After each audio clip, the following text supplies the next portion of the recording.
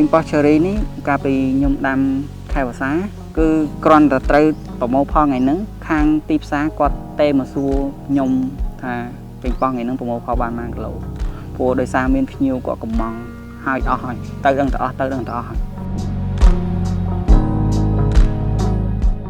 នេះជាទស្សនវិជ្ជាចំការពេញប៉ោះឈើរីដែលទៅតែប្រមូលផលចុងដៃរួច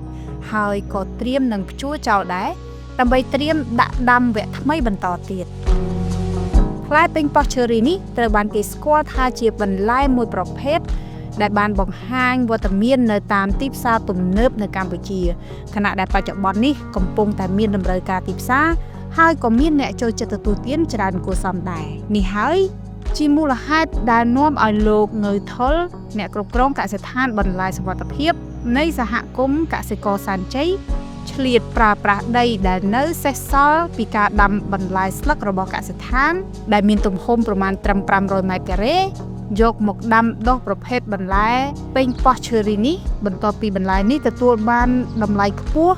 និងទទួលបានផលច្រើនដីត្រឹមតែ500ម៉ែត្រការ៉េអាចទទួលផលបានចន្លោះ500គីឡូក្រាមឬច្រើនជាងនេះបើសិនជាដាំនៅក្នុងខែវស្សាប្រមូលផលម្ដងបាន200គីឡូជាង300គីឡូចឹងទៅបន្ទាប់មកវាធ្លាក់វិញដល់ឥឡូវហ្នឹងយើងប្រមូលផលចុងវគ្គយើងប្រមូលផលបានតែប្រហែលខ្ទង់10គីឡូជាងចាប់ពីពេលប្រមូលផលមកគឺយើងប្រមូលមួយទឹកយើងប្រមូលផលម្ដងហើយពេញប៉ោះនេះទៀតយើងលាងទឹកស្អាតហើយយើងដាក់នៅតកាអញ្ចេះយើងអាចដាក់ម៉ាស៊ីនត្រជាក់ខ្ញុំធ្លាប់ពិសោធន៍ខ្លួនឯងយើងអាចទុកបាន 4-5 ថ្ងៃអត់ខូចទេពេញប៉ោះឈើរីអាចលក់ស្រស់ដោយមិនចាំបាច់វេចខ្ចប់ត្រឹមត្រូវគឺបាននៅក្នុងតម្លៃ 7,000 រៀលក្នុង1គីឡូក្រាមប៉ុន្តែបើវេចខ្ចប់ល្អ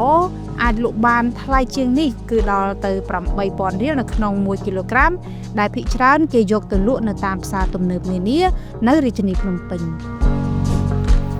ជាអតីតនិស្សិតធ្លាប់ទៅសិក្សាផ្នែកជំនាញកសិកម្មនៅឯប្រទេសស្ដេចកសិកម្មអ៊ីស្រាអែលនៅថុលចង់ឲ្យពលរដ្ឋខ្មែរឲ្យតម្លៃ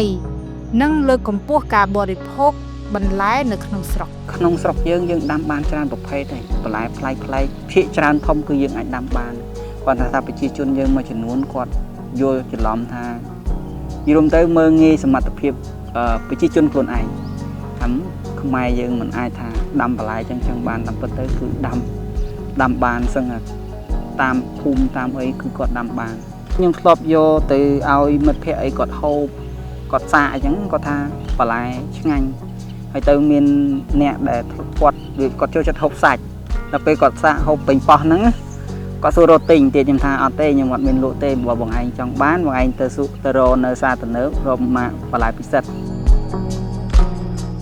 កសិកម្ម360នឹងផលិតវីដេអូទាក់ទិនទៅនឹងរបៀបនៃការដាំដុះដំណាំពេញប៉ោះឈើរីឲ្យបានលម្អិតជាងនេះទៀតនៅពេលដែលអ្នកគ្រប់គ្រងកសិដ្ឋានបន្លែសុវត្ថិភាពនៃសហគមន៍កសិករសាន់ជ័យរូបនេះចាប់ផ្ដើមដាំដុះវគ្គថ្មីបន្តទៀតដើម្បីផ្ដល់ចំណេះដឹងបន្ថែមសម្រាប់កសិករឬក៏ប្រិយមិត្តដែលចង់សាកល្បងដាំដុះដំណាំប្រភេទមួយនេះ